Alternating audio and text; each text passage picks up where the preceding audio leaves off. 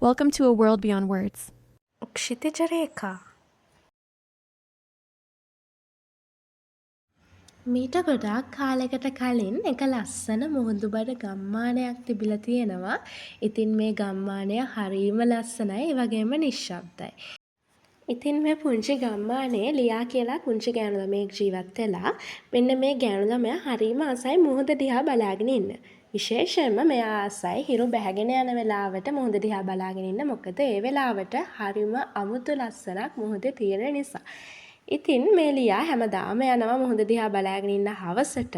ඉතින් මේ විදිහට මෙයා ගියපුවාම මෙයා එක දවසක් දකිනවා හරිම අමුතු වස්තුවක් මුහුදු වැල්ලේ තියෙනවා කියලා.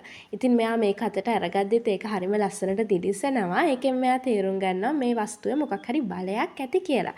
ඉතින් මෙයා මේකේ කටුවක් කරකවද්දී හරිම අමුතු විදිහට මෙයා හෙට දවසට යනවා. ඉතින් මෙයා මේ විදිහට ඉස්සරහට යනවා. මොකද මෙයාට ඕනි හවස් වරුවේ හිරු බැහැගෙන යන එක බලන්න. ඒක නිසා මෙයා ඉක්මනින් කටු කරකව හැමදාම හිරු බැසීම ගාවටම තමයි යන්නේ.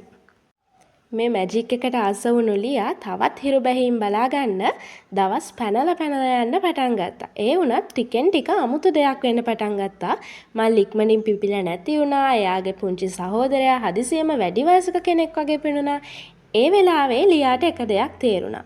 හිරු බැසීම් පසුපස යන අතරේ ඇය ගොඩක් ලස්සන දවස් පහු කරගෙන ඇවිල්ලා තියනවා කියන එක.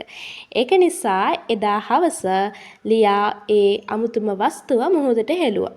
ඊට පස්සේ ලියා හැම හිරු බැහිමක්ම එනකන් ඉවසීමෙන් බලාගෙන හිටියා. මොකද සමහර ලස්සන දේවල් ඉවසලා බලන්න වටින නිසා. ඉතින් ලියා බලාගෙන හිටියා මල් පිපෙනවා. ඒ වගේම එයා තමන්ගේ මල්ලිත් එක්කන් සෙල්ලම් කරා. ඉතින් මේ ඔක්කොම දේවල් අවසානයේ එයා වෙනදා වගේම හිරු බැසීම බලන්න මුහුද ගාවටත් ගියා. ඉතින් අපිට මේ කතාවෙන් ඉගෙන ගන්න තියෙන දේ තමයි ජීවිතය ලස්සනයි කියලා හිතන අවසාන මොහොතවල් දිහාවට වේගයෙන් දුවන්න එපා. මොකද අවසානයේදී අපිට ඒ දේවල් ගොඩාක් ලස්සනයි කියලා දැනෙන්නේ අපි ඒ දේවල් ලබා ගන්න මේ වෙලාවේදී පහු කරන ලස්සන මොහොතවල් නිසා. ඉතින් ඒක නිසා ඉවසීමෙන් ඉන්න.